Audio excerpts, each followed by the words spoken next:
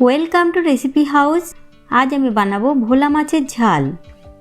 ভোলা মাছের ঝাল বানাবার জন্য 400 গ্রাম ভোলা মাছ বেছে ভালো করে ধুয়ে পরিষ্কার করে নিয়েছি। এবার মাছগুলিকে নুন আর হলুদ গুঁড়ো মাখিয়ে নেব।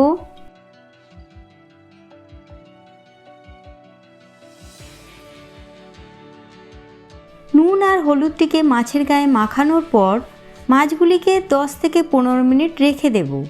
10 থেকে 15 মিনিট পর মাছগুলিকে ভাজার জন্য একটি কড়ায় 50 থেকে 60 ml মতো তেল গরম করে তাতে একে একে মাছগুলি দিয়ে দেব।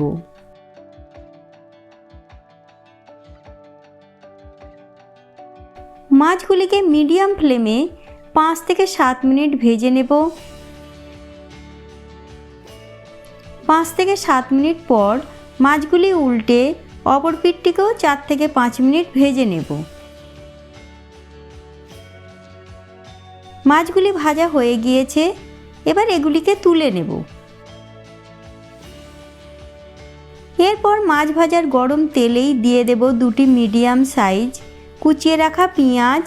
পেঁয়াজটিকে তেলে নেড়ে হালকা লাল করে ভেজে নেব।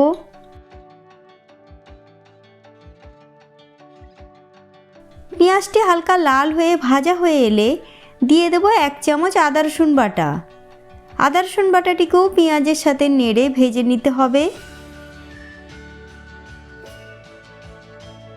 এরপর এতে দিয়ে দেব 1/2 চামচ করে হলুদ গুঁড়ো, লঙ্কা গুঁড়ো, জিরে গুঁড়ো, ধনে গুঁড়ো আর 2টি চিড়ে রাখা কাঁচা লঙ্কা।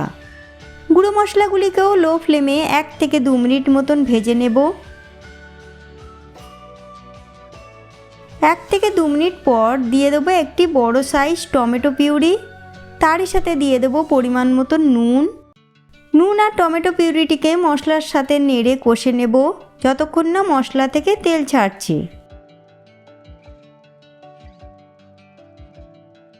দেখুন মশলা থেকে তেল ছাড়তে শুরু করেছে। এবার এতে দিয়ে দেবো 2 চামচ সর্ষে বাটা। সর্ষে বাটাটিকে হালকা মশলার সাথে নেড়ে নিয়ে দিয়ে দেব 150 থেকে 200 ml মতো জল দিয়ে গ্রেভিটিকে ভালো করে নেড়ে নেব।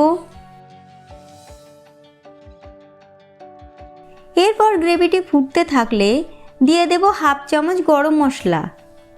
গরম মশলাটিকেও গ্রেভির সাথে ভালো করে মিশিয়ে নেব। গরম মশলাটি ভালো করে গ্রেভির সাথে মিশে যাওয়ার পর ভেজে রাখা মাছগুলিকে একে একে গ্রেভিতে দিয়ে দেব। মাছগুলিকে গ্রেভির সাথে উল্টে পাল্টে লো ফ্লেমে 7 থেকে 8 মিনিট ফুটিয়ে নেব। 7 থেকে 8 মিনিট পর অবশেষে এতে দিয়ে দেব কুচিয়ে রাখা ধনেপাতা। ধনেপাতা দেওয়ার পর ভোলা মাছের ঝালটিকে আরও 1 থেকে 2 মিনিট ফুটিয়ে নেব।